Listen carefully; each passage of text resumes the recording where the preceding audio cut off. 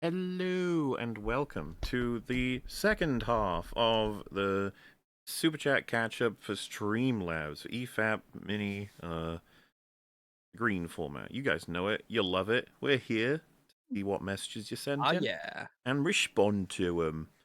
We're going to start today with a wonderful question. It starts, sorry, I'm retarded. Can you explain the difference between Falcon's "You gotta do better, Senator" and Kratos's "We must be better"?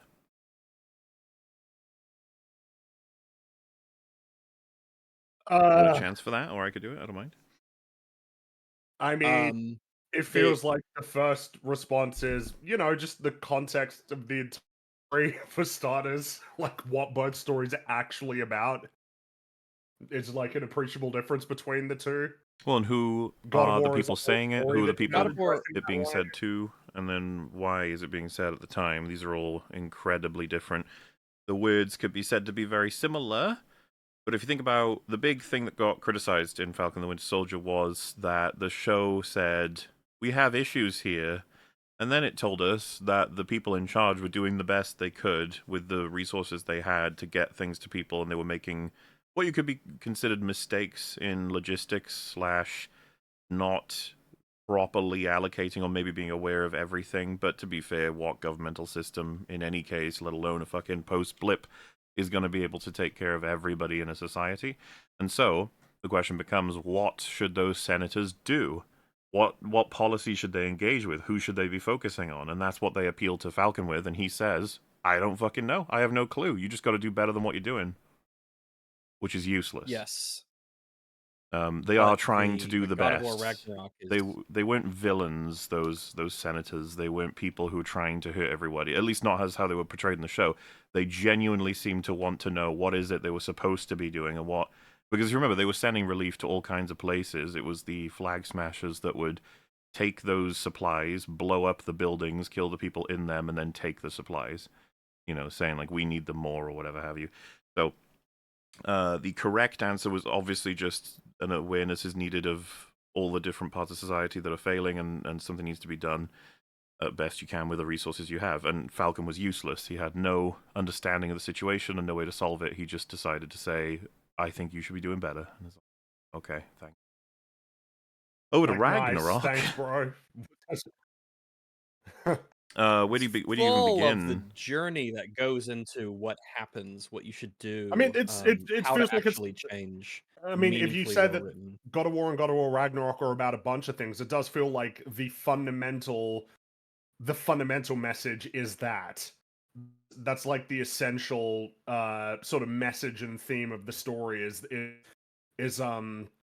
the ability and the willingness to change and to grow and to constantly strive to be better, not to just say sorry, but to make a concerted effort to act in a way that's more moral, more selfless, more generous and Yes. compassionate, and to Something make that a habit.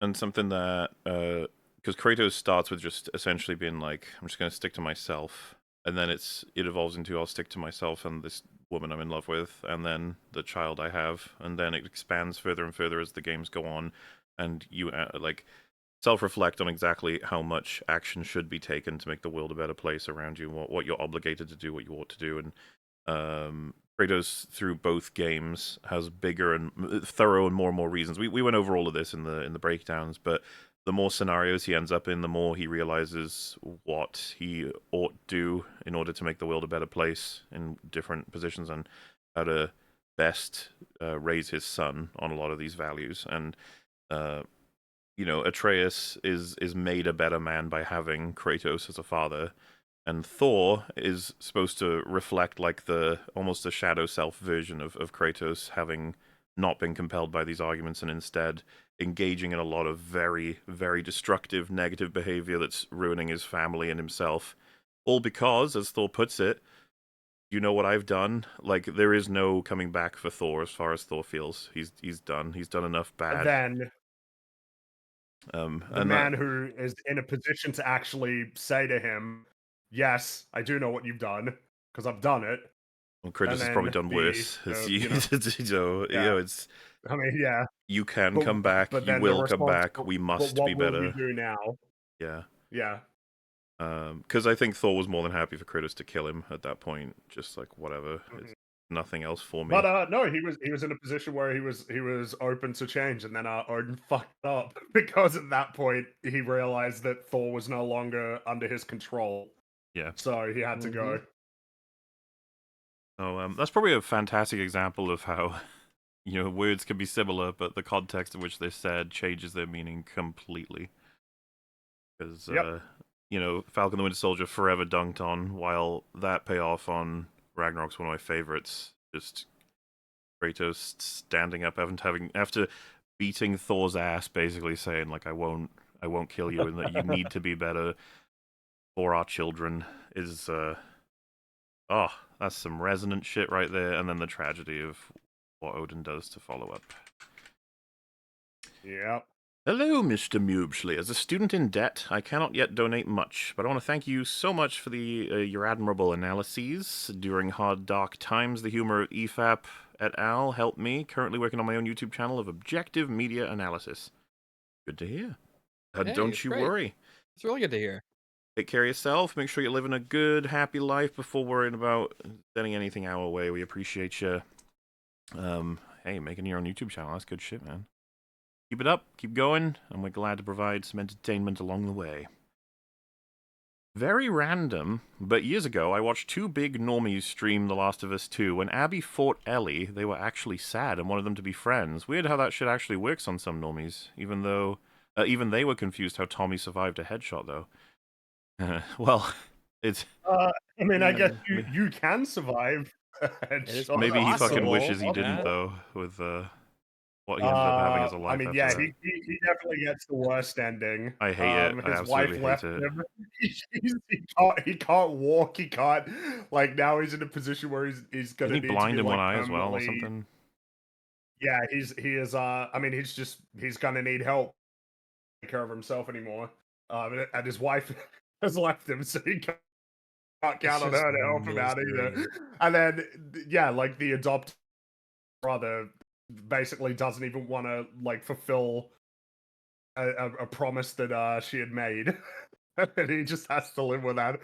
Dina's bitching him out and telling him to fuck off. It's so...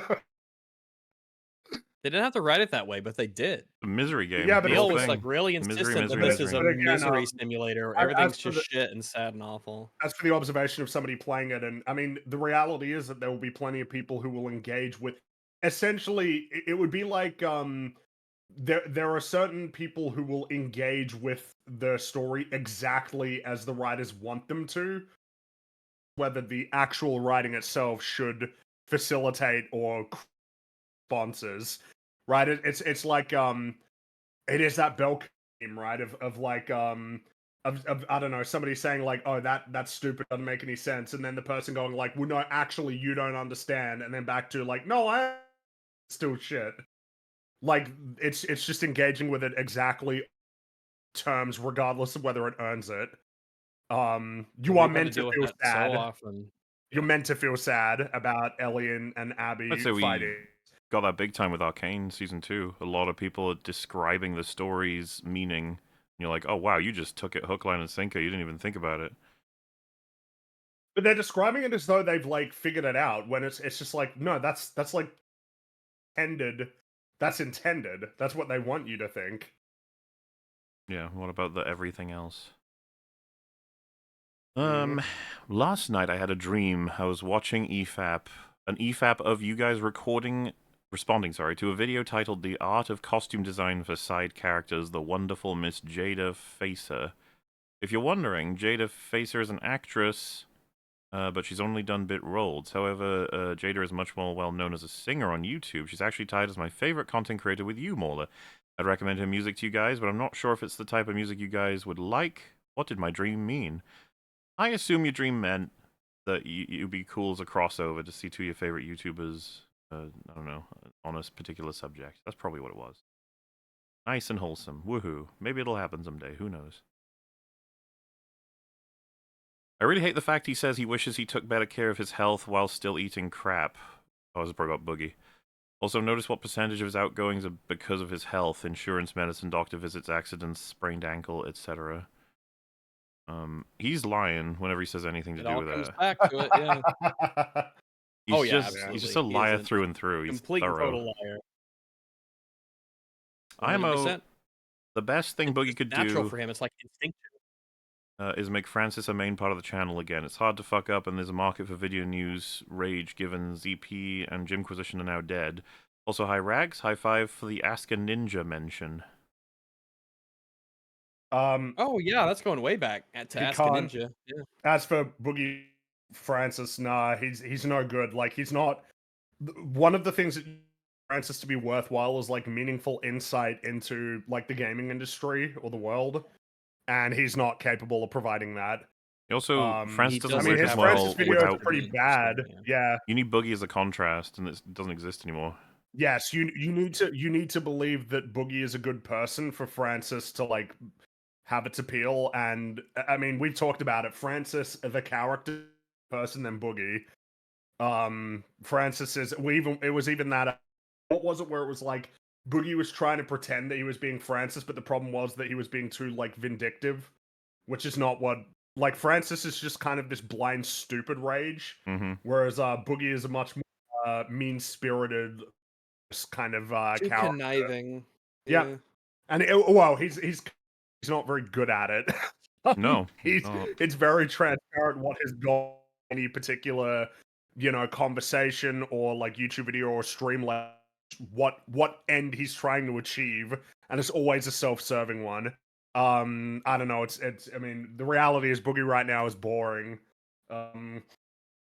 He's in his boring era. Yes. With the random peaks of interesting, but it's tough to. It's like gawking at an animal at the zoo at this point. That's just The problem that's is, it's just what like it is. if he's like leaning into being like, oh yeah, I'm a lol. It's like that's not. Yeah, but you that's know not- you're a lolcow, That's so no. it's It's not funnier. It's pure. funnier when you're actually getting really defensive and kind of scared because you lied about it. like like that's when it's funnier, is when he's actually defensive. Starting Buffy tonight, so I can't stick around. Throwing around a few thanks and shekels to my favorite YouTubers for the Christmas season. Thank you for the incredible amount of entertainment this past year. Cheers. Well, thank you. Appreciate it. Yeah, Hope you you bet, man. enjoy Borfy, and thank you very much. Maybe Stuckman was right, and I'm actually afraid of being challenged by cinema. I'll ruminate on that while contemplating these words of wisdom. Quote, Jam a man of fortune, and Jay must seek my fortune. One of the only quotes that brings me any joy in life. I wouldn't be against framing that quote, put it on my wall as an inspirational thing. Yeah. That would be pretty fun. Listen, sometimes you just got to go get that jam, you know? Yeah, man. Get that jam, get that bread, mix them up. Make success. Bringing nearly 2 years ago on EFAP 167 at 2 hours, 32 minutes, and 53 seconds, you admitted you were wrong, that not literally everyone loved Spider-Man's suit. How's life been since this moment? Have you reflected on your wrongness since then? Remember, Fringoid, you were wrong. I mean, I guess, yeah, everybody in the world likes Spider-Man. It's just most people do. Like an overwhelming Spider-Man is very majority. likable. An overwhelming majority like the suit. Easily in contention for most popular superhero. Oh, I'm just talking about the suit. Like it's a great design. Which one are you are you referencing? Just like well, in general, more so the baseline sort of general like what exists as the base for like Spider-Man's. It's super versatile, as evidenced generally by the red and number blue with the different... black lines on it. It looks really good. It's great. It's really, really good. It's comparable to Batman in terms of just being nailed it. No. Rags, what is the exchange rate between pooch points and Kwong points? Ooh.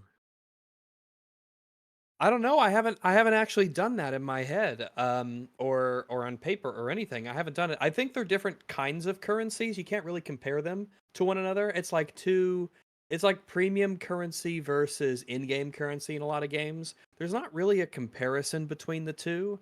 It's mostly just like how do you feel it's worth in terms of time and effort. It's really difficult to really establish clearly what the cost is. But I will say this: they're both very valuable, Mm-hmm. and very precious. This one just says nice. Nice. True, that is true. Just got kicked out of church for yelling "fuck the devil." What the fuck? I thought we hated that motherfucker. I know, it's crazy, man. I don't get all these rules. I I thought think we you're hated the supposed to guy. have sympathy for the devil. No one likes him except me. I like him. He's pretty. Can everyone here give their best Mario impression? All right. Who wants to go Frankie? first? It's me, Mario. Woo! Mamma mia! I like the death sound.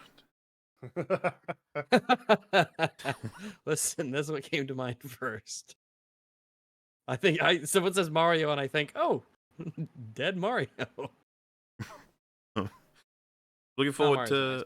Lord of the Rings Wednesday. Here's some Christmas. What a great season, Fleems, to show the appreciation for your time and all the great content in the past and future.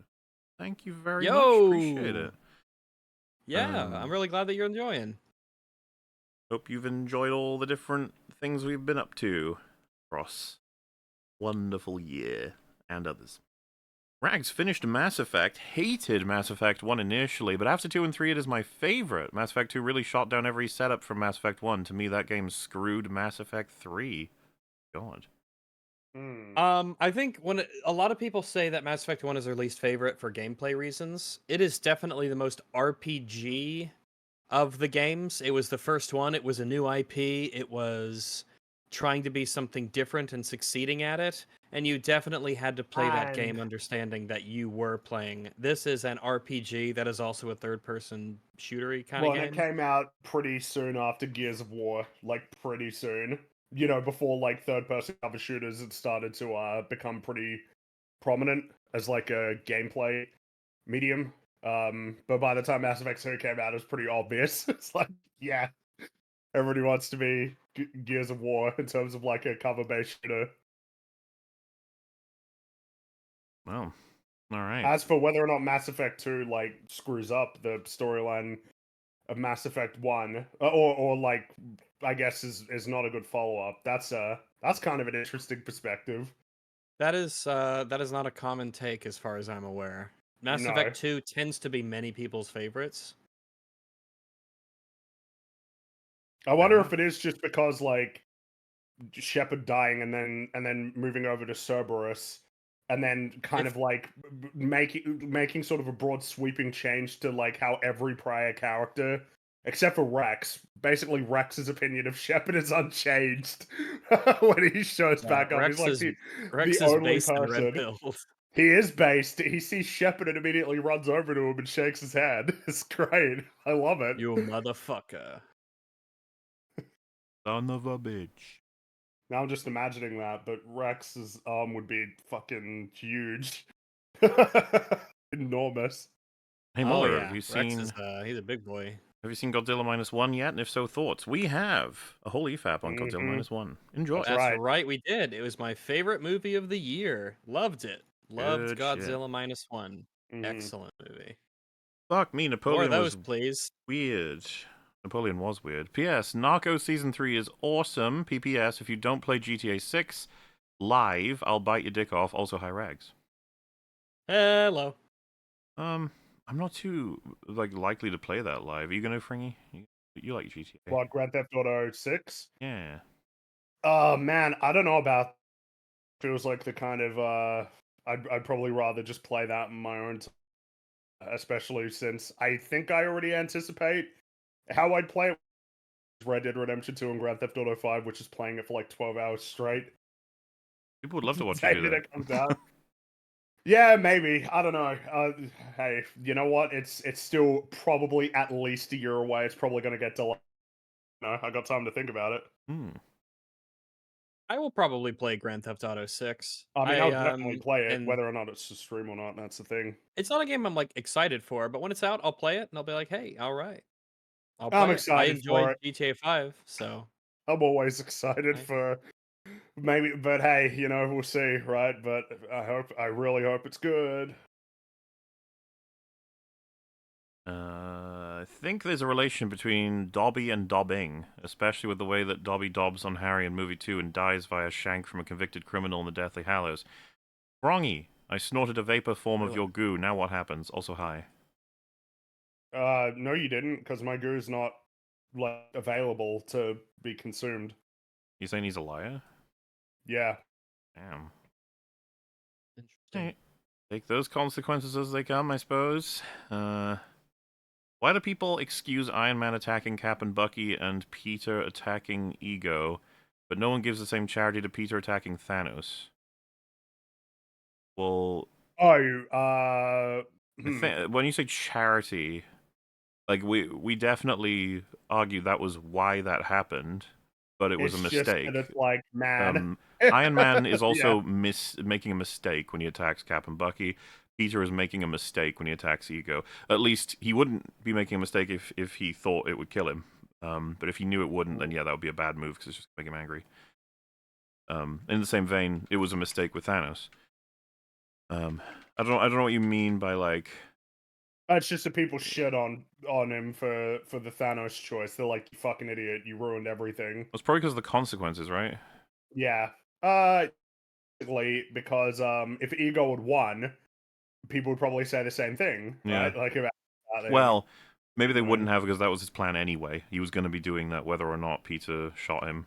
Yeah, true. Like, I guess what I mean by that is that Peter shooting him didn't mess up a slot at stopping him. It just meant, well, he needed him, right? As We said he wanted to do it like in a cooperative way, but he's forcing him to do it in Yeah. like a aggressive way. So either well, way, just that, he could have been like, hold on, I'll be right back, Ego, and then flown off. yeah. A Also, little bit more calm. why do people say Luke kissing Leia? Why do people say Luke kissing Leia when she was the one who kissed him when he was hospitalized? Big think.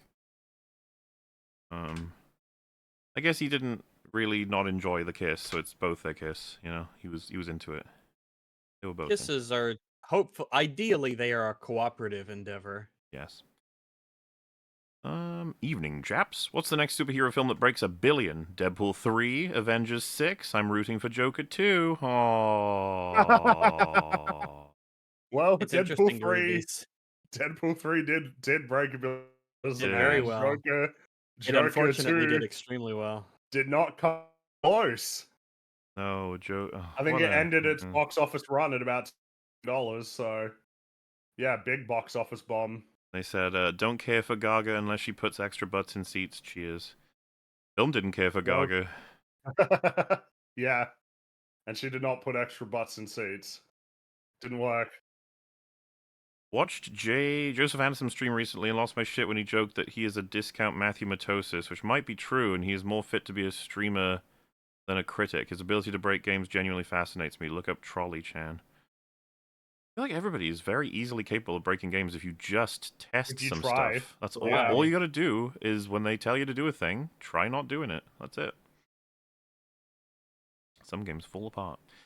Calling him discount mathematosis though, for me it doesn't work because I feel like a discount mathematosis would still be a lot more accurate and reliable. Yeah.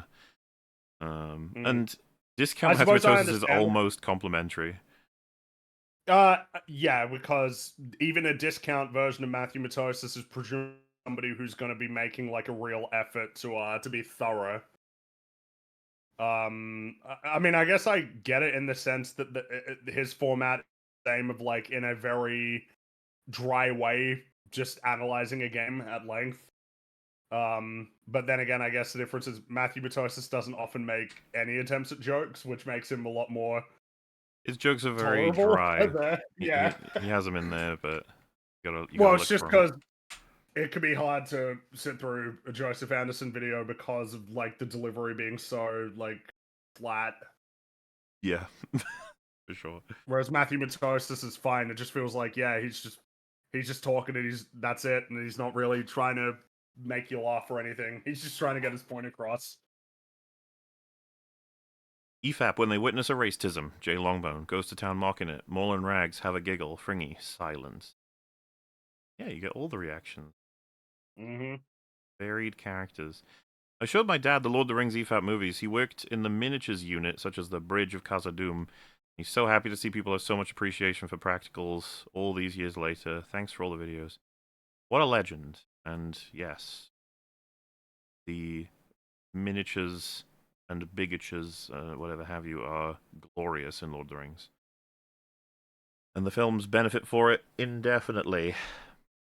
And it's cool that they managed to do so well with CG that they benefit indefinitely with something like the Balrog or the Mumakil. They don't... After all this time, they're still not in a position of people being like, ew! Nor do I think they ever will be. Integration. Austin Woods in chat on EFAP 251 at 50836 said gatekeeping, which I think could be the new word used to bring back gatekeeping. What do you think, Rags?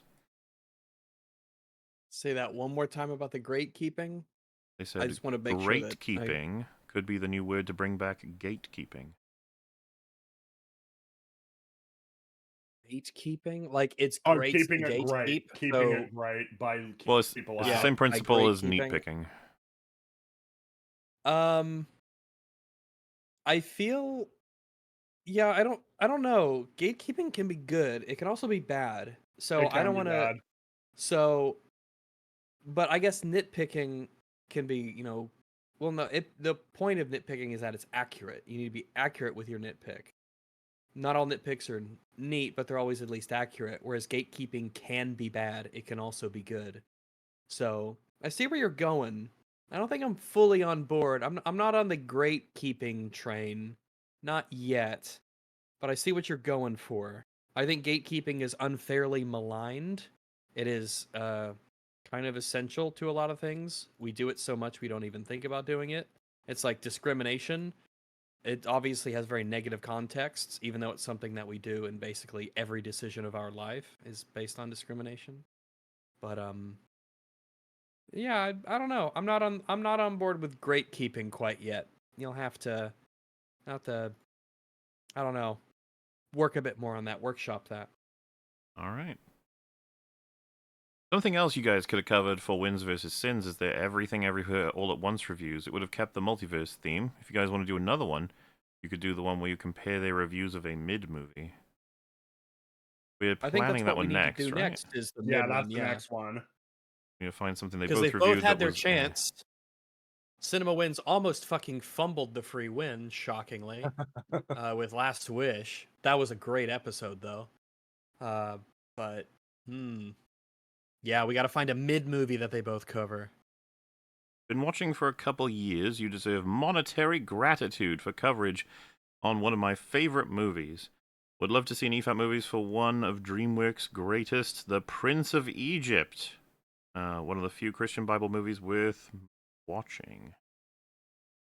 That's not an I impossibility. really like The Prince of Egypt. I wouldn't mind just rewatching it because it's been a long time since I've seen it. However, the closer and closer we skirt to an objective analysis of the Bible is always an interesting thought that crops up every once in a while.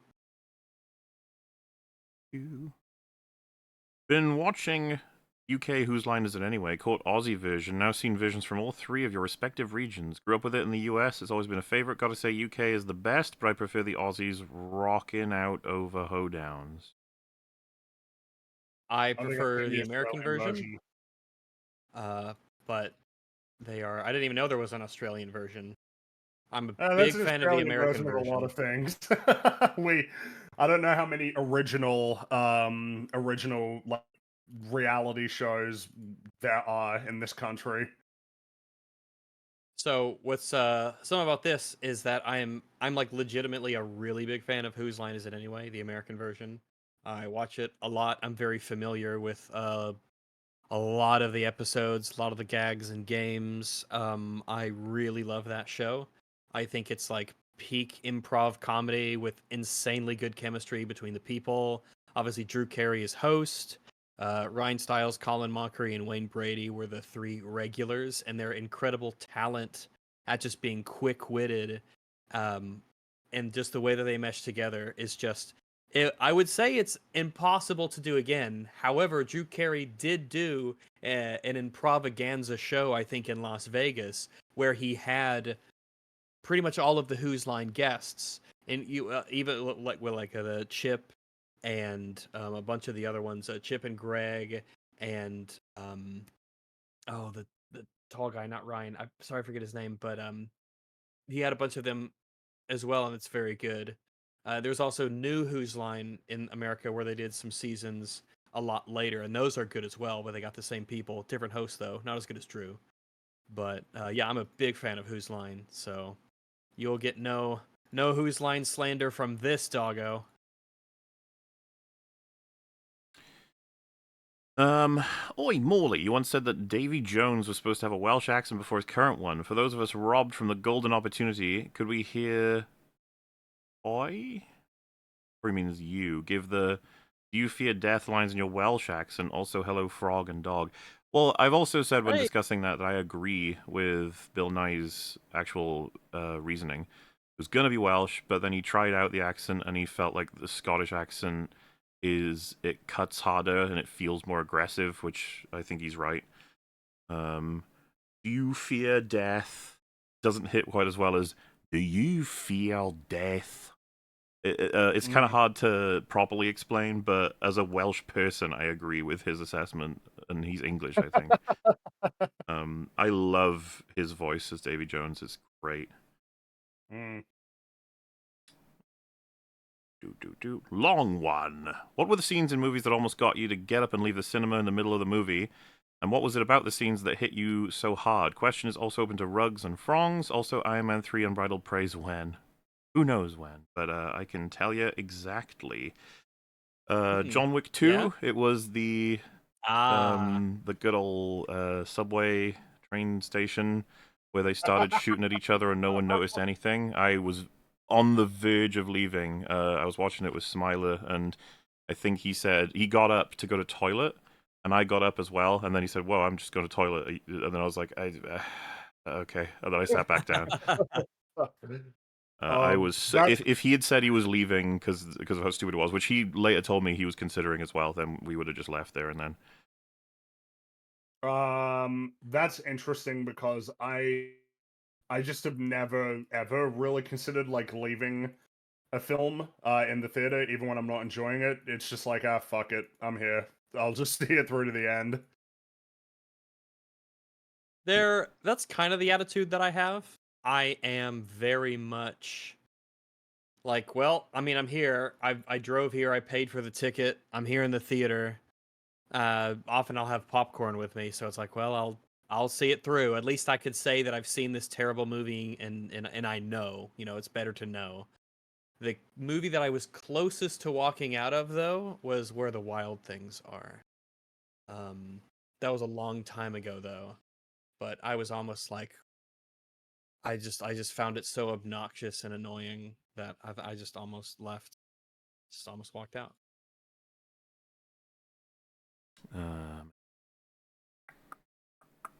Saruman, Gandalf the White, Gandalf the Fool, Gandalf. To complete that game, shit. Saruman the White, or should I say Saruman the Stupid? He says, what? He says, Saruman the Silly? Stop that. Saruman the Wrinkly? Hey, Saruman the Stinky? No. That would have been a great scene. Deep, man. Yeah. Game cringe, please stop. Also, hi Rags. Hello. Lanterns are limited by their imagination, which means that he's super weak in this game because the writers are incompetent. That'd be regarding Suicide Squad. Classic. I think the reason they're so sad about Wonder Woman is literally just because she's a girl. The writers really are that cynical and toxic. This game was worked on by Sweet Baby Inc. Yeah, Wonder Woman was given the greatest treatment out of everybody in the Justice League, story-wise, which is, you just start to wonder why everyone else got shot on so hard except her, got the hero's death. Probably they had a really good actress. Yes. Oh, no, just the game. Oh, yeah. It is weird. It is really weird. And then you see the rest of the game and you're like, oh, A it's better got the way to do gross this, slime of all that stuff on it. better way to do this story would be to just have the Suicide Squad be unapologetically evil. They slip their leash and set out to kill Justice League out of vengeance. None of this disingenuous pretense that they aren't the bad guys, just bad guys being bad guys. The correct There move is are not to kill the Justice League, is the correct move. there are a million different versions of the game that would have been good. It was not the one they made. It is, it's going to be a hard sell to people to say, yeah, we're going to kill all your favorite characters and then piss on their corpse. Literally in one case. So, just don't play game development game on hard mode. Just do the obvious choice. Not that. Don't do it. It's so refreshing and detoxing being on your streams. That Silent Hill story was pathetic. Like an SJW wrote a selfish and narcissistic nightmare. The story is so important on such genres. I'm so glad I don't own a console. Mobile games have more heart. Silent Hill story? Silent Hill? It's confusing for me because I haven't played any Silent Hills, not the remakes either. So I can't help there, but alright. Suicide Squad game's so bad, bro. Literally went to play the first game of the series. Oh yeah, I went back and played Arkham Asylum and City after playing Suicide Squad because it was so awful. Which are really good. One of my favorite Mauler quotes. Quote, to dispel this idea that we want the white race to take over the world, that's not what we're about. But, you know, I can see how you can make that mistake when literally just talk about inconsistencies in a film script. That probably is one of my quotes, actually. That's so familiar. Hey, you know, people can make some It's mistakes. weird. Talk about whether or not the right amount of bullets are in a gun, and some people are like, hey, you're a racist. It's wild. It's wild, man, but that's the world we live in. There's just people who are like that. We've been called Nazis because we don't like a Star Wars movie. But that's the world we're in, so I don't know, man. Springy refused to answer my super chat. That's why I decided to become a racist. Oh, fair. What? Oh, that's interesting. Yeah. Fringy, it's your fault. Yeah. No, it isn't. Okay. Yesterday I had a dream where Sydney Sweeney was in my uni class, and my best friend and I went full romantic comedy where we competed to help her with her work, open doors for her, flirt with her, and walk her to her car. What big titties does to a motherfucker. Well, yeah. People want to see her cast in everything. It's really funny. It's like, does anyone actually know if she's capable of acting? And everyone's like, huh? Acting? Hi, Rags. Hey. There's an audio store in my city where you can listen to what they sell, and they had the Aeon 2 Noir you mentioned.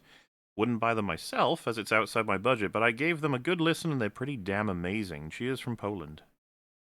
Oh, hey, hello from America to you, to Mr. P, Big P over there, Big P in the morning. Yeah, they're really wonderful. I'm wearing them as I say this.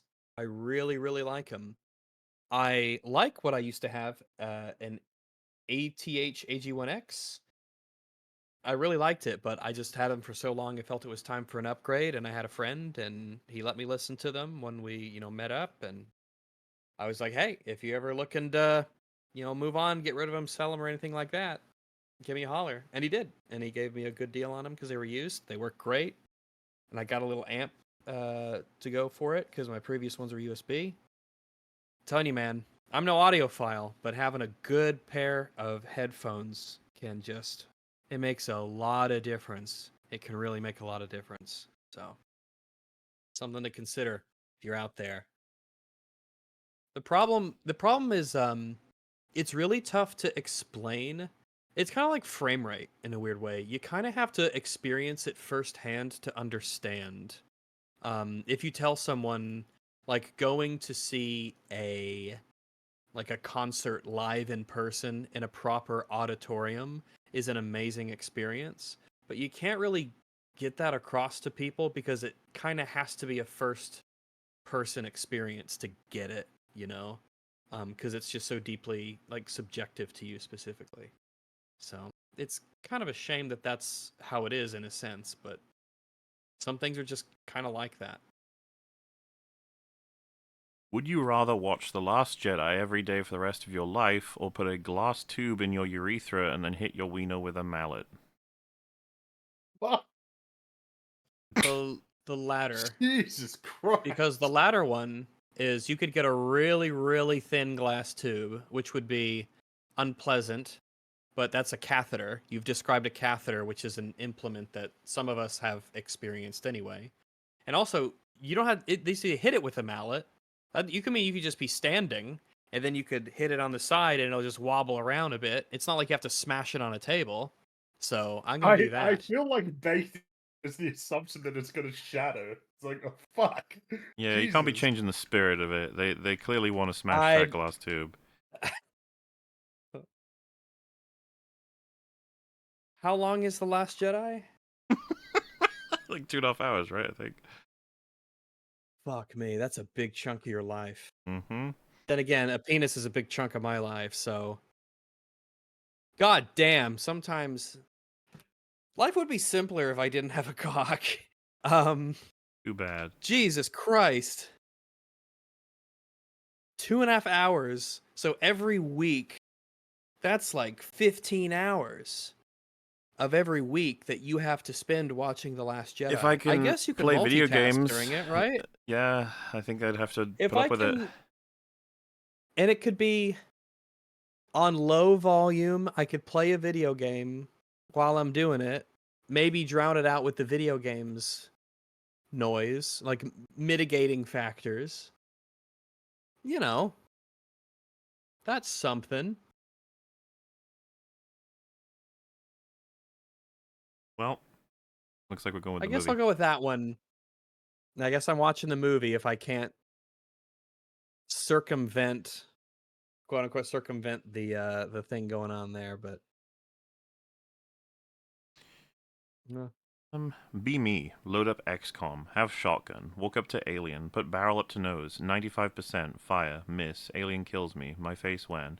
But at least I won't be sad forever, since the long one will release his Iron Man 3 unbridled praise soon. Truly the most kino of our time. So close. I'm just I think I'm gonna praise the film. That's all. That's all I'm thinking. It's probably not gonna be fine. Yeah. Wonder you can think about it. Steadily catching up little by little. Just finished EFAP 140 and been able to catch the last 8 live, closing in on both ends. I will catch up eventually. Appreciate the many weeks of entertainment, belated by almost 3 years. Welcome to the new host, Friggy. Hey, Friggy, new host. Yeah, new host. It's good to have you here. We think that you're a valuable addition to this podcast, and we very rarely ever regret bringing you on. Almost never. What an excellent decision to have him. Yeah, and that's what he has to say about that. Excellent. Now, He's probably crying tears of joy, so he had to, Had to mute, yeah. So Bad It's Good movie recommendation. Seventh Son, 2014. It's an adaptation of a YA fantasy book ripoff of The Witcher, except witches are called spooks. Jeff Bridges gives a career worst performance, and Kit Harington is a bumbling sidekick. Hi, Rags. Jeff Bridges. Firstly, hello. But what was the name of this movie called? Seventh Son, 2014. Seventh Son. I've never heard of it. Oh boy, look at I'm gonna show you this cover, and you're gonna understand. Oh boy.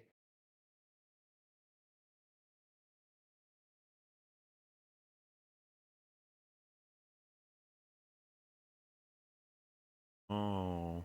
That looks like they spent money on it. Oh, wait a second. I've seen this is familiar. Let me show you. This has been mentioned before. I recognize this screenshot. Dude, is that right? Hold on. Yes. Really? Well, I guess you just got back because the person mentioned it. Okay, right. Apparently it's a So Bad It's Good movie, so we'll have to keep it in our attention. I see. Yeah, I mean, the last time we chose to watch a movie that, well, we didn't know it was gonna be bad, but we suspected, rightfully so. But we watched Tarot, and that was Ugh. that was what an Oh, that sucked. incredible movie that It ended up being quite entertaining though because of how shit it Yeah, it was was, funny. but it was funny, which is not typically what you want to hear be said about your earnest attempt at a horror movie. No. uh, Mullah, can you remember the context when John said, "Oh, I want to put it in her. I want to put it in her. I want to put my wiener in her.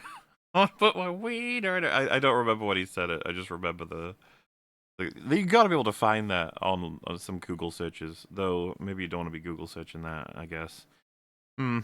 You're in a tough place. You have to find some more some JonTron historians that'll be able to tell you where it's from exactly. I'm afraid I can't help you. Jay uploads video. Me clicks video. Jay privates video. Me finds out Jay's glue huffing addiction. P.S. Fringy looks up images of Costco. You'll find pallets of food facing customers. Can't explain the giant wine glass though. Wait, what's this related to? I don't know. Or just for its own sake? I guess so. They want you to look up images of Costco, and you'll find pallets of food facing customers. Can't explain the giant wine glass though. Okay. I mean, we don't have Costco. Well, I think there are a few locations in Australia, but it's not like a prominent retailer here. Having a glue huffing addiction is a really sticky situation.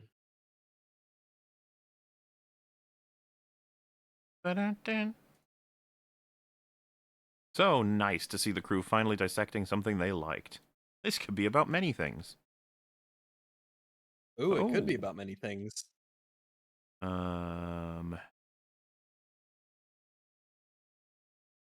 Also, hi, Rags and Fringy. Glad to see Fringy's safe return from the Emu War front lines.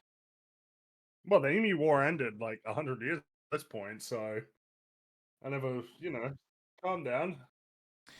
I'm alright. Please read this from All-Star Batman and Robin in whatever funny voices you want to. Guess I can post this. I'm not sure if we're supposed to take a line each, perhaps.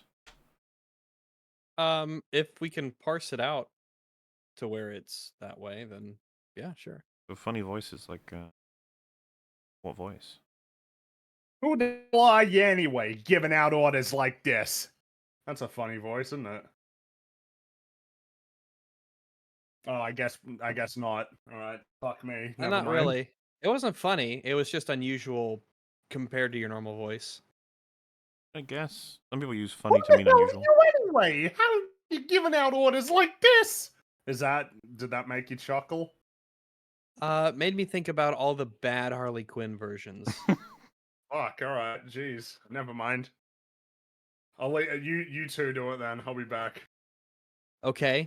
I'm gonna cry. What's a funny voice? What's typically regarded as a funny voice? Like a bad Scottish what about accent or something? The do you know the way voice? Who the hell are you Who the anyway? hell are you anyway? Giving Giving orders out orders like this. What are you, dense? Are you retarded or something? Who the hell do you think I am? I'm the goddamn Batman. Who the hell do you think I am? I am the Listen. fucking Batman. I am the Batman, goddammit. What are you, dense? Are you retarded or something?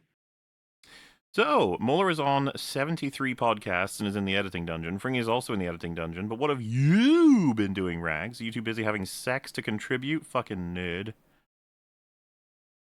Yes. Yes, I am. I'm too busy fucking your mom to contribute to EFAP. That's right. Ooh. Yeah, that's what I'm doing. I'm just too busy. It's taking up too much time, too many hours in the day between my daily The Last Jedi. That's what that I have to watch The Last Jedi every day now, but at least I get to keep my penis, so now you know what I'm doing with it. Your mom's a nice lady, by the way. I have evidence that Fringy is, in fact, a racist. As we all know, in EFAP law, silence means agreement. Yeah. Who is the one person that's always quiet during racisms? What do you have to say to yourself, Fringolian? I don't think the logic checks out there. Well, Doesn't it? So yeah, that's right. I win. Doesn't it? all right. Silence is consent. Silence is violence. Hi, Dongo and Frongo. Oh, yes, hello. Thank you. Keep being awesome. PP poo poo. And a pee poo poo to you. Oi, Morley! I used to be confused about how Pepper could fight in Endgame, but then I remembered that Iron Man 3, the greatest cinema of all time, injected Pepper with Extremis and made her an elite fighter better than Tony, even better than Killian, True Kino. Yeah, but then they got rid of it. Yeah, they got it out of her, so it doesn't count. That was stupid. That was lame. Well, I mean, they just gave her the suit, right, in Endgame. That's why she can... Yeah, see, there's that, but Iron Man 3's stupid. Him yes. screaming, "I am the Mandarin!" This big orange I am the fucking Mandarin. goober guy. And I don't even know why it would have worked. Why would blasting an artillery, why would blasting like an artillery shell? Why would that work? Tony had blew him up a whole bunch. He blew him up in the suit, and that didn't do shit. Seems like he can't be killed at that point, but then they're just like, nah, he's done. Yeah. God, Iron Man 3's stupid.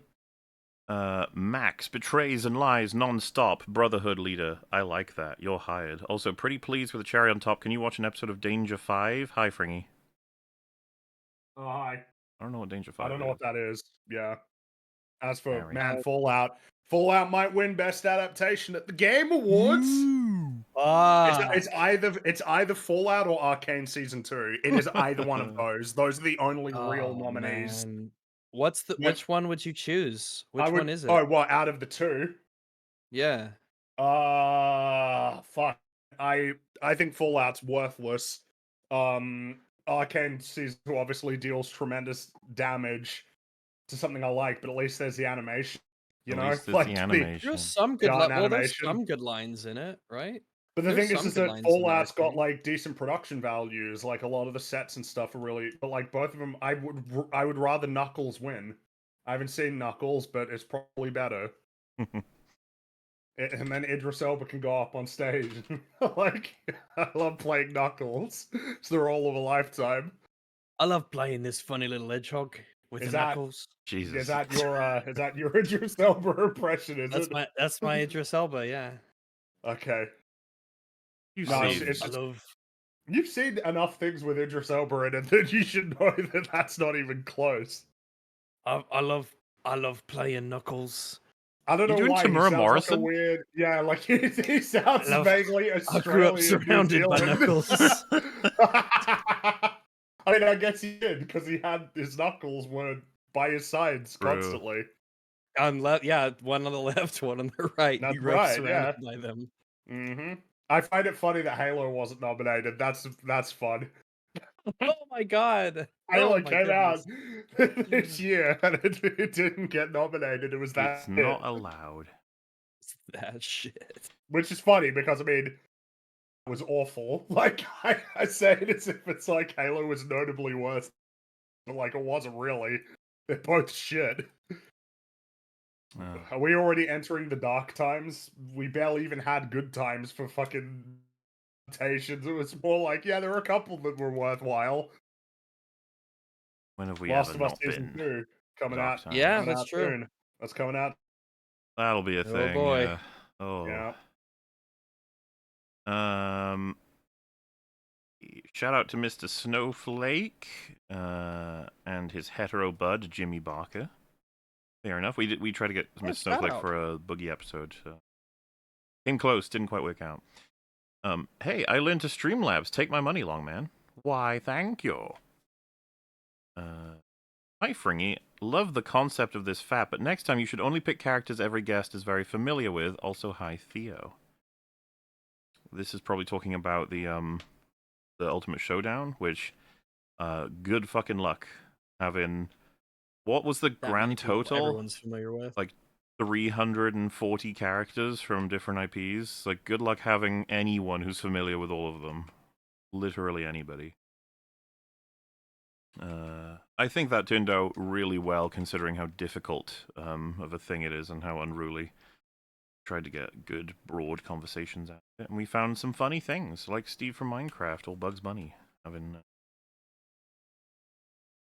After the Reddit mentioned Jenny Nicholson's 4-hour video being pretty good, I gave it a listen.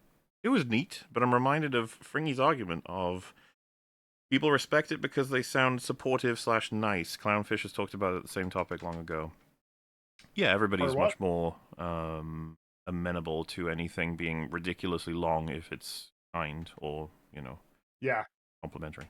I mean, it speaks to a general preference for if you're nice, then it's fine. You can say whatever the fuck you want. Mm-hmm. Hell, you can Kind even of. be mean, but say it in a nice tone of voice and you'll get away with it. You can be brain dead, and people won't mind because you're being like a certain his winnings. Oh, ooh. I mean, I don't think it's a huge surprise. We covered a decent amount of his stuff at this point. Wouldn't Yeah, you I guess so. agree? Yeah, Cinema Sins is shit. Rags, look up Sybil from Pseudoregalia. Copy the name for him. I shall. It autofills, don't worry. Oh, okay. Oh, people have told me to look at this character. I'm not a fan. Oh, well, that was his follow-up Let me question, get so you a there you go. picture. Yeah, let me get you a picture here. New prior, not a fan, not a fan. What the hell? What is that? Some Character. creature. From what? From Psycho... I was gonna say, is that a character from like Final Fantasy? But it's like, no, I guess probably not. Just because a character looks ridiculous and stupid doesn't mean they're from Final Fantasy for me. Yeah. Mm. Justice for Final Fantasies. Yeah. I mean, they don't really need it, right? I mean, this is a pretty successful series. It's been going for like 30 years. You can be successful and Okay, require right. justice. Well, actually, then again, I'm pretty sure Final Fantasy 16 and the new Final Fantasy 7 remake did not do that well. Which, yeah, releasing it just on PlayStation was probably not wise. Games At cost a least lot of shit on money. PC. Well, I think they released. I think they released 16 was on PC, but yeah, I think the Final Fantasy 7 is exclusively on PlayStation, at least for some amount of time. Which they are now rethinking, which is probably a good idea. When you're spending as much money as they spend on these games, you probably arbitrarily limit it to one platform. My favorite Shyamalan twist is from The Sixth Sense, where it turns out the guy was actually Bruce Willis with a wig the whole time. Yeah, it's crazy. Mm. Hey dude, have you ever watched Mr. Robot? It's a masterclass in storytelling. Each scene is meticulous with placement, meaning, coloring, music, and performance. I think you would greatly enjoy the show and find a great deal to extract from it. I'd say it's on a long list that's currently stocked up with things that are higher up. I nearly finished it, but I'm not sure why I stopped. I stopped in the last season. So I've watched the majority of it, but I didn't finish it.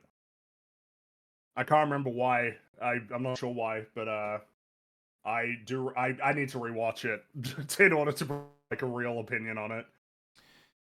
Nintendo's properties have fantastical worlds for their video games that greatly complement their gameplay. Unfortunately, the moment you put a magnifying glass on the world building, they just crumble into dust. Have you seen the Pokédex lately? Oh.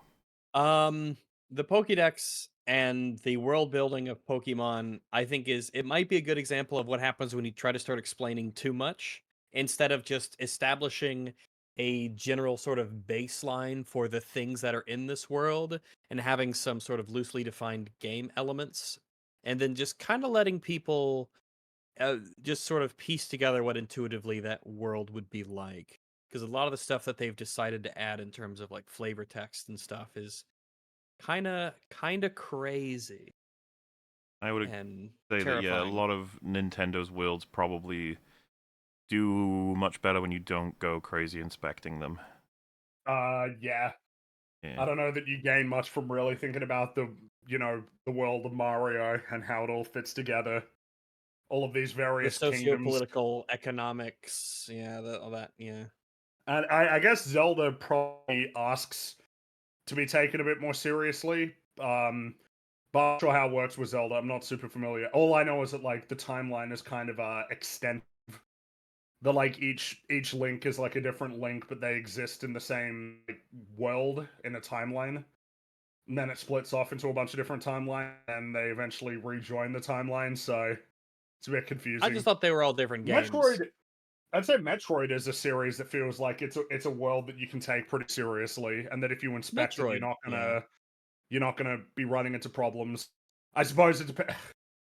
I mean, it's funny. I'd say that the only problem you could potentially run into is just like much more normal kind of continuity problems, right? Of like other M, which is I don't think it's canon to anybody, but that if it is, then it means that Metroid Prime can't be canon, which is unacceptable in a sense. Or even that they kind of exist in their own worlds, like Metroid Prime as a trilogy kind of exists almost independent of the mainline series, which is much more connected.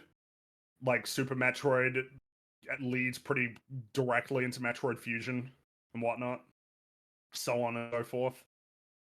I'm just trying to think of what else there would. Splatoon is, I don't know.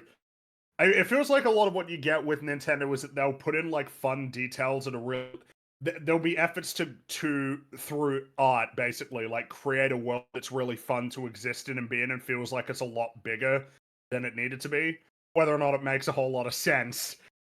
Like one of my favorite things in Mario Kart, I've always really enjoyed it. Like ever since I first played it, was all the like kind of fake brands related to like racing and cars and stuff like all around the world. The idea that like there's like Toad has his own like little business where he does like car maintenance and stuff. Yeah. I've always really enjoyed that. This idea of like there's actually an economy that exists around like the Mario Kart like series. It's fun. I would say that their games have the appropriate amount of world building depth that is perfect for video games, maybe not novels. No. But hey, it's good memes. Yes. It is, yeah, it's true. It's been a while, so let's reset. Mauler, you're straight. Rags, you're bi. Fringy, you're gay. All right. True. Fringy is the gayest of the three. That's one of the reasons we brought him on. He had hit those quotas. YouTube was cracking down. So he said, make him green and gay. Wait, did the TVA know Deadpool would grab Wolverine because they did equip him with adamantium swords prior to DP stealing the remote? They have control of all of time. The answer is I don't fucking know. Stop asking questions. Who could ever? Dude. Mola, can you explain what each score out of 10 generally means? What is the criteria for 1 or 2 out of 10, etc.? Maybe an example of a movie or show for each score? While I can't give you that, 1 through 10 out of 10 for us typically will usually mean just how coherent the overall thing is. And to break yourself such that you get all the way down to 1 out of 10 is really, really hard, because most things can show a person walks to a place and then does a thing and the thing happens and then they walk out of the place. Yeah. Sort of like that can score Without you any like logical problems. yeah, decent continuity. And so it's like, so how do you get to like a 1? It's like, well, it's when you fuck up to the point where your universe can't even like feasibly function anymore. It's incoherent, yeah. Talk about So in a time sense, travel. 1 out of 10 is reserved strictly for speculative fiction. There's no like story that's like a regular drama with regular people in the even going to be in much of a position to fuck up that badly. Yeah, you chose to bite off something that you then like. Crisis Infinite Earths, easy example. Nothing in that makes any fucking sense whatsoever, fundamentally, in terms of like physics. So they've managed to damage the very concept of continuity, like walking from a room to a room. But then, of course, all the characters being nonsense retards, none of the plot writing making any sense, and then a thematic thing of just there's nothing to draw out of it, is the worst kind of continuity you could ever have for a story. By that scale, you score as low as possible, and then on the other end, you get stuff like Last Wish seems to be something we've been doing a lot of examples for, where they've done an incredible amount of work to try and make coherent something very fantastical with characters to occupy it that represent all different formats of the exploration of the overall theme, and then several layers of really great meaning and loads of examples of how they managed to write things to solve problems that they would otherwise other writers would ignore or not want to deal with. And that's really truly the difference. Everyone's got the same fundamental broad challenge when writing a story. It's all about problem solving. Some writers work their asses off, and we generally believe the more of these problems you solve coherently, the better the experience it gives emotionally. It just seems to it seems to bear out in terms of a lot of it may well be that there are films that we haven't seen that are the classics, and then we'll go rewatch it. Film like it does really well, in terms of its consistency. And then when you know, in much the same way that getting to a 1 out of 10 requires a sort of special level of fucking up, high scoring feels like it needs to achieve a level of complexity. Complexity in this case doesn't mean that it needs to, again, speculative fiction. I suppose that's why The Last Wish is an interesting example, but something like Hot Fuzz is scoring like a 9 out of 10. It's up there in terms of being like approaching the absolute best of what you could achieve with story. And with that, it would be like the levels of complexity in terms of the joke construction, the structure of the story itself, the amount of foreshadowing, reincorporation, character arcs, these sorts of things. It's like the more that you can lay up or like meaning, these things are almost like score multipliers of the things that get you past. It's almost like there's a ceiling that you can just telling a story that's really great but simple, and that like the levels of nuance and complexity adds up, and it starts to push towards the top tier of like the best that you can accomplish with storytelling. And falls in the middle is complicated as well. A 5 could mean something that's like, yeah, I mean, it's fine. You know, it's like, yeah, it's okay. It could mean that, or it could mean something like, it's actually pretty bad, but The also pretty Suicide good. Squad That's a good example. was The plot is the absurd, ridiculous, characters are terrible. great. Yeah. Mm-hmm. So, you know, Mm-hmm. hopefully that helps explain it a little bit. I really got to pick up the remaster. Old EU Django is a legend. He is competent, strong, a leader, and the greatest of all, just to be a good dad to Boba. Like in one comic after a job, Django comes home, and they play with spaceships and dinosaurs before the next one. I mean, there was always great potential to tell stories with Django and Boba Fett, but oh well. I mean, you know, at least in well, yeah. yeah. Book of Boba Fett, so good, so great. Remember that dramatic fat guy Boba splash Fett. video? Great early YouTube video. Same for those Francis videos. I wonder whatever happened to that guy. Yeah, I don't know. No idea. It's He died a long time ago. A galaxy far, far away. Greetings, Mauler, Jedi Brooks, About an Fringy, hour and a half Indigo, from my Mark, house. Rags, and Theo. Hello. Hi. Hi. Happy 300 faps, fellas. 6 years already, huh? Seems like one last Halloween I found this channel. Here's to more future faps, laughs, and memes. May the dawn bless the massives. So you found us on the... This would have been the Saw Halloween arc, right? Crazy to think someone still stumbles on EFAP here and there. Yeah, I guess so. I got actually let me I got a message try messaging Mahler. Just wanted to say thank you for all your content. Started watching all EFAP about a month ago from number 1. I'm up to number 53 and counting. It'll take some time, but can't wait to get caught up. As always, hail the dawn. And I got this message like yesterday, and it's weird to think that like we're going back 5 or so years at this point to, you know, the earliest episodes, and it's interesting how you know, people are just discovering that for the first time and going through it all. 2018. I'll be curious. Curious to think what people think about how we've. I think we've changed in a positive way, but it's just the channel. We have changed, as anyone should. I feel after this amount of time and doing what we've done for as long as we have. We've had loads of eras. Year 6 is the boogie year. Yeah. By all accounts. The Bagheera. The boogie era. Not to be confused with the Panther. What are you doing, long man? Do the chronophilic longoids not need any rest? No, of course not. No, we Makes don't. sense, right? Also, sorry for the wump fumes. Our volcano is spewing. Heard they reached England. That's okay. We get a lot of the rest of the world's wump fumes, and we provide some back. I think that's the duty of any good country. You have to do that. So I wouldn't speak for England. Only Wales. Interconnected world, yeah. It's like the illusion of choice, except there's no illusion. There's also no choice. Revolutionary. Buy more DLC. Could be talking about a lot of different games for that. Christ, this game looks lame. Absolutely no soul or style or anything. Well, shit. This could be a lot of different games. I'm really not sure exactly. I have to find some more clues here. Please, can the long man give a reading of the following lines? What is this? Whoop. Human. Fungi. Grr. This says Digi plus 10. Digi machine explodes. All right. And then they Uh, said you've just done an impression of Jabba within this game. I am very confused, but now I know you're talking about Outlaws. We have cracked it. At least I'd assume. Given wait, was he Jabba. not in Bounty Hunter? Was he not in Star Wars Bounty Hunter? No, that was his sister was in Bounty Hunter. Oh, is she hot? No. Hello, my I beloved didn't think EFAP she would hosts and be. guests. Accept metal. Please go away and switch him out for capital O. Wow. Jeez, I will wow. bore you now with a PSA of sorts. Okay.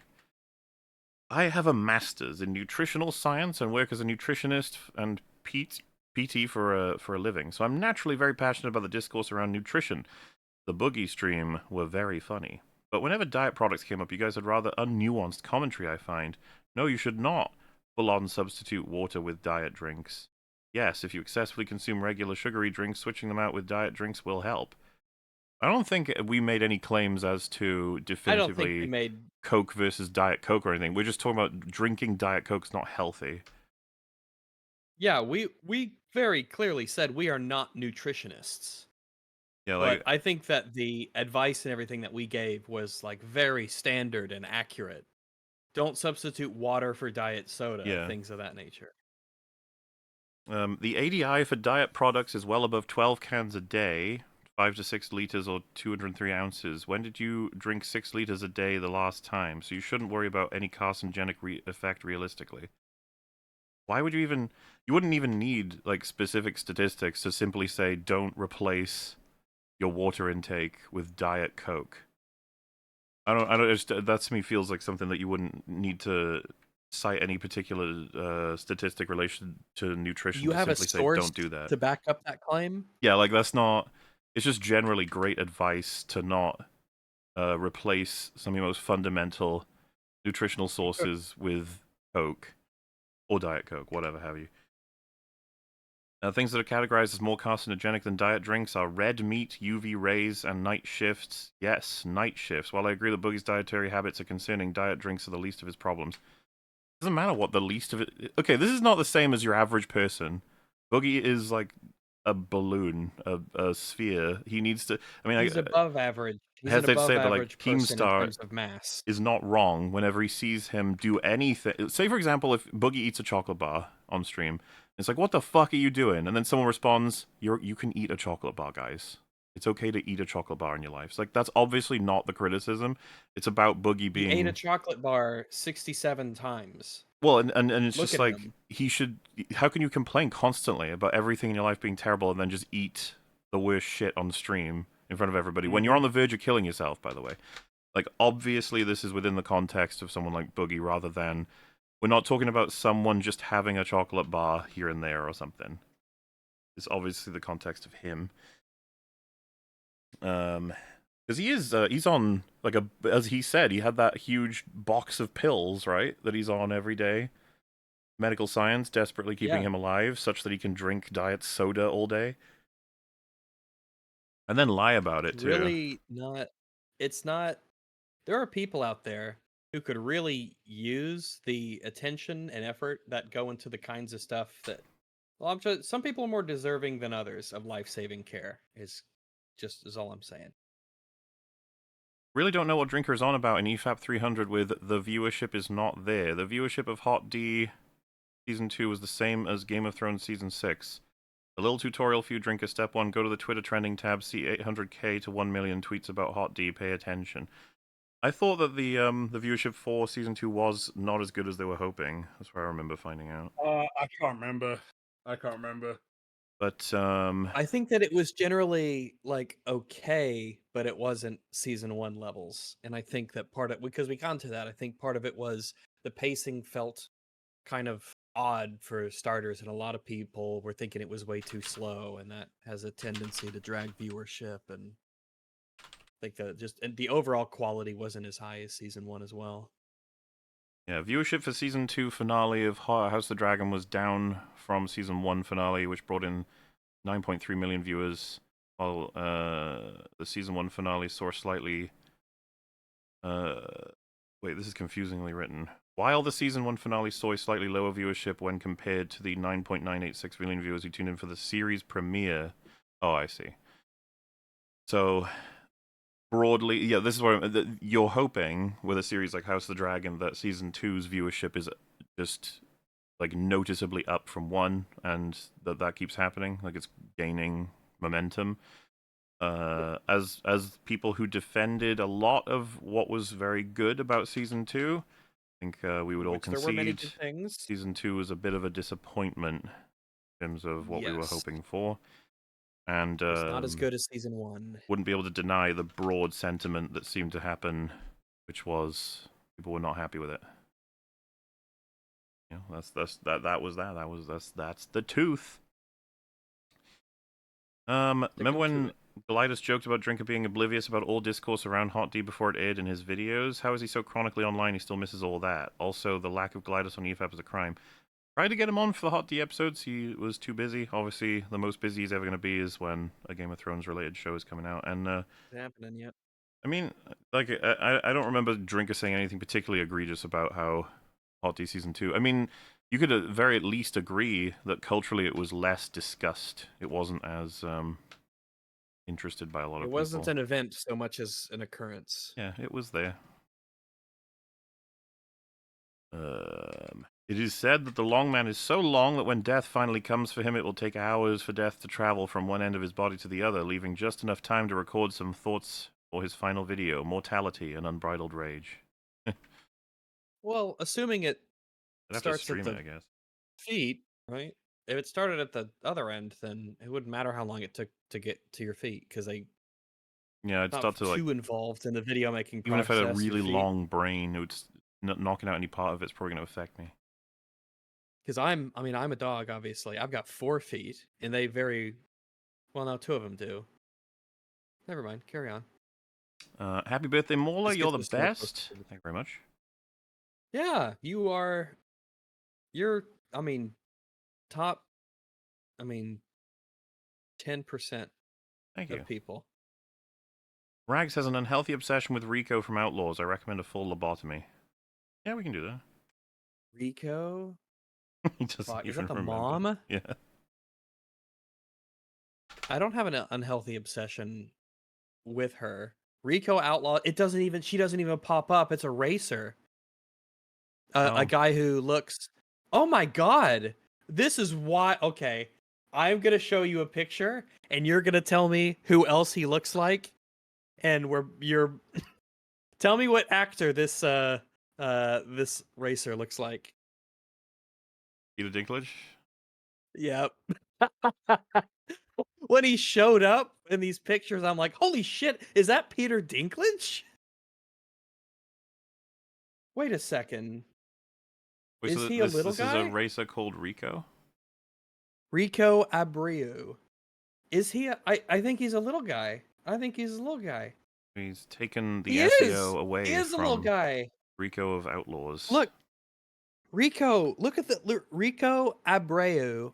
Abreu. He is a little guy. And he's a fast little guy too. Look at him. I didn't even know he was a little person midget. I had no idea. I was just like, oh my god, he looks just like Peter Dinklage, and I thought that was just like a funny coincidence. But he really is a little guy, and he's fast boy too. He's out here racing. That's got to be an advantage, right? I wonder if they, because you're lighter. they try to build a lot of race-related cars to have as little weight as possible, right? Or at least get rid of anything that's Apparently. Superfluous, or you can survive without it. Because I remember, obviously, I'm gunning from. I'm not too into it, but Fulvio Ferrari had like montages of that, right, where Christian Bale's trying to make the Yeah, it's a very. get rid of useless What's one of shit. the elements? It's one of the this, elements of that movie that was really good. Is that it explains everything you need to know. You don't have to be into racing to enjoy that incredibly good movie. I would be But curious the reason to know it was popping up. if it's beneficial to be shorter and shorter or not, or way less, just in general for maybe for those races. I don't know about. All I races. assume so. It would help a little bit. But maybe the extra weight helps keep the center of gravity a little bit lower, so you can make sharper turns. But your acceleration is going to be better if you're lighter. And which has always struck me as a true but slightly just mildly interesting thing. Your gas mileage is better the less gas you have. I think it's interesting that, yeah, Rico from Star Wars Outlaws doesn't pop up, and instead it shows Rico Abreu. That's crazy. You're saying that there's no cultural footprint for Outlaws? That's nuts. Why would you say that? It's kind of interesting. Rico Star Wars Outlaws. Let's do that. I mean, she's an attractive woman. That's all that's it. That's all I got. That's all I got. Morla, can you have the editor for the Nightmare series splice the gay reporter from the Agatha Red Carpet event into one of the films asking Freddy if it was the gayest kill so far? I'm afraid I can't now. Ran out of time. But, you know what? We definitely should have. A great moment for Freddy. Yeah. Talk about his gay kills, both killing of gay people and the gayness of his kills. I'm sure Freddy will be up for the interview. He's an equal opportunity killer. He'll kill anybody and everyone in their dreams. Or I guess nightmares.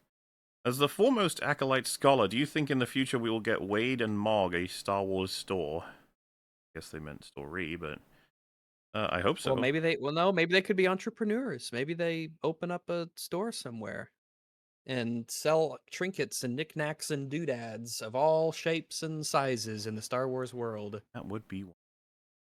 They could go to one of the 798 billion identical looking, slightly sci-fi bazaars in the Star Wars world and sell random fruit. Tip for the long tipples. Also, I adore you lads gave The Thing 82 its own EFAP discussion episode. So goated that film. True, it is. Yes, it is. Excellent. Good stuff. It's worthy of an episode. 100%. I learned a lot in the discussion, too. There are things that I learned that I didn't know, and so I'm really glad that I have more reasons to appreciate a movie I already really liked. Magic the Gathering card of unspecified period of time. Agatha's Soul Cauldron. Use Scryfall if you want higher quality pictures.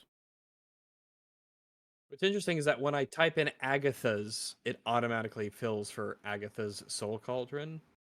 So, but what was the super chat? It was.